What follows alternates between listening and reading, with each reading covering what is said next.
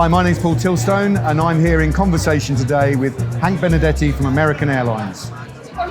So, Hank, thank you for joining us, flying all the way over from the United States to join us today. An absolute pleasure, as always, Paul. So we asked you to look at our managed travel model and identify some components there you think are important for the buyer's strategy. Yep. What did you decide to choose? So I choose two, air and sustainability. Okay, so Yeah. you're hitting it head on. Absolutely. It's the combined subject that people love to talk about at the moment. It is in the news, it's very important, and I think it would be a loss if we didn't address it today. Great. Yeah. Well, I'm really pleased we are. Yeah. So let's. We're doing those together, I imagine. So Yeah, sure. Why is it that you've chosen those particular components? What are the buyers? What's affecting the buyers at the moment and your airline? Well, so clearly sustainability has mushroomed into an incredibly important topic with our travel buyers. It has been an important topic for a long time, Yeah. And climate change in the world has been a very important topic, but the corporate ecosystem has really taken up the mantle very vigorously, probably in the last 12 months. Okay.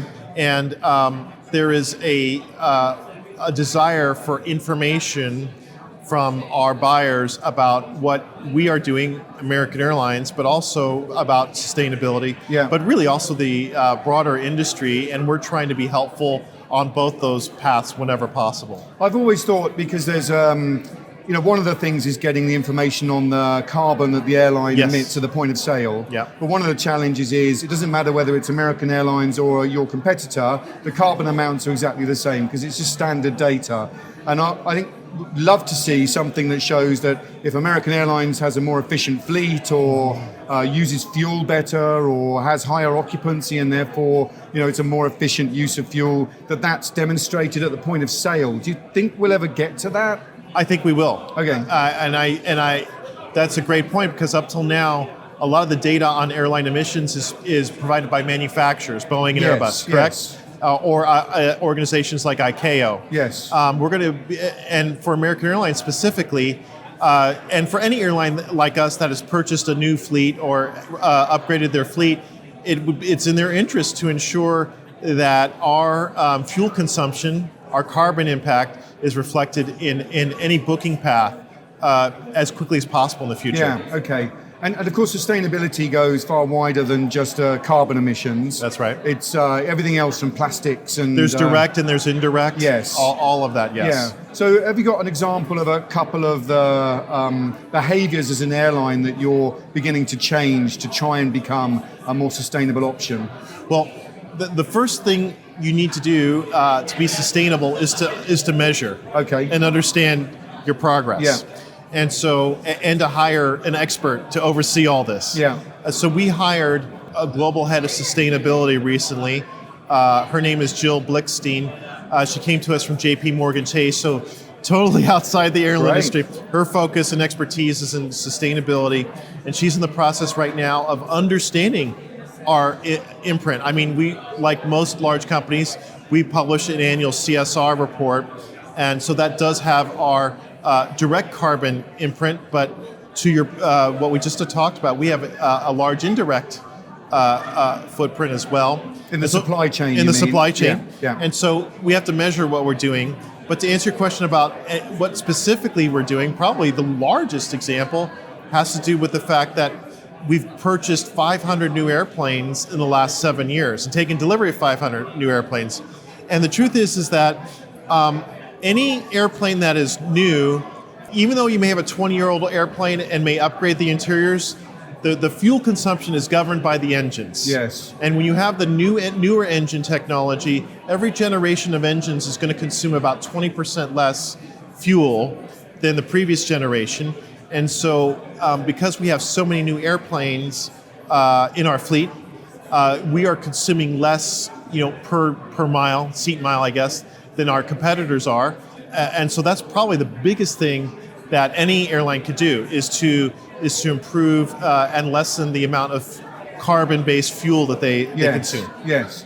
It's so one of the things I was quite surprised at is you didn't choose distribution. Yeah. Somebody might expect you as an airline to choose Right. distribution. Okay. And I was thinking that actually I'm going to say NDC, but Yeah. one of the benefits of NDC could be that you start offering more sustainable fares. So, for example, that I might decide to deselect the meal service because I'm flying a red eye home. Yeah. And that means you don't have to provide the catering on the flight.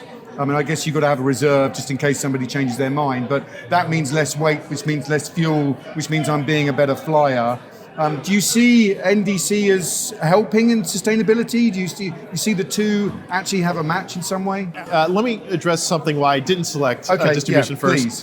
which is that NDC is still hugely important to American, but we're really not going to resume messaging to the marketplace until we're delivering that content to a corporate customer. You know, sort of the added value things that people are looking for. That's right. I mean, Okay. right now we're delivering the content to distributors, but we're not to the end buyer yet. Okay. So when we do that, then we'll be back to the marketplace. And next time I'll select distribution. But Okay. for now, I went with sustainability. But to answer your other question, yes, NDC content could provide an option of lessening your carbon footprint. It could be a meal. It could be you agree to take a lighter bag. Like currently our allowance for international, I think, is 22 kilograms. Yes. You could agree for maybe a slightly lower fare or something. I'm just throwing this out there exactly. to take a 15 kilogram bag. Yep. Because what drives fuel consumption is weight. Yes. And if you lessen your weight on the airplane, the less fuel. And if everybody were to do that, it would have a notable impact on fuel consumption. Okay. And in your dialogue with buyers, because you said this has sort of really started to roll over the last 12 months. Absolutely. How difficult are those conversations in terms of not just you becoming a more efficient airline, but in terms of the pressure on them as to whether they need to consider whether flight is an option at any point for a traveller and whether they have to think about other means? Does that start to come into those conversations, or? So we haven't had that level Okay. yet, but I will tell you that we have had our first large multinational account tell us that they have to be carbon neutral by 2025. Okay. I would say if you talk to our head of sustainability, which I have, the initial short term, like the next 3 to 5 years, reducing footprint is largely going to be accomplished through offsets, basically paying your way to reduce your imprint. Yes.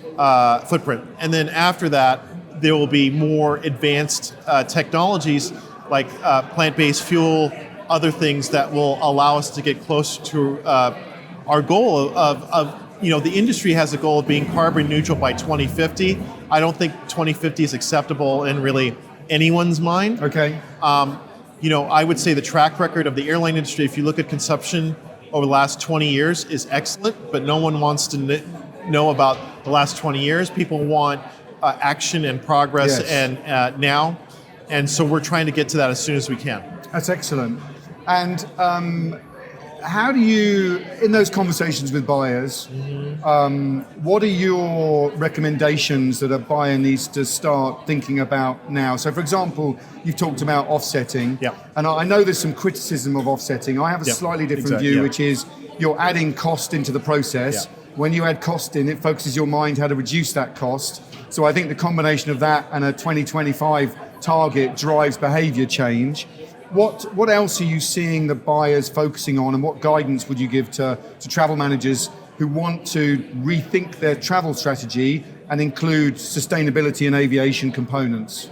So I would say the number one thing as a supplier, not even as American or as an airline, but as a supplier in the travel industry is we would be very grateful to the buyer community if they could come up with a formula, agreeable formula on how to measure carbon impact. Because right now, you can ask the Fortune 50 top Fortune 50 clients and they're all how different. they measure carbon impact, and it's all 50 different ways. So we're never going to get to this path in the booking tool that shows our carbon footprint if we have 50 different measurements from 50 different clients. Yes. If buyers want progress, it needs to be measured. In order for us to measure, we have to have a common measuring stick. And so that would be my number one ask of the buyers is to go to that. Some consensus On how to measure. It's interesting because one of your consistent points throughout is that actually it's about how much fuel you burn. Whatever you boil it down to, it's how much fuel you burn. Yeah. So there should be a relatively So if you want to go simple- with that, we would be happy to do that. Okay, But that's great. it has to be buyer it has to be a buyer endorsed metric. Okay, that's Yeah. really important. Yeah. So, well, thank you very much for joining us today. Absolutely, I'm pleased. I did not burn all that fuel consumption For no reason. For no reason. So I'm pleased to be here. All right, Hank, thank you very much. Thanks, Paul.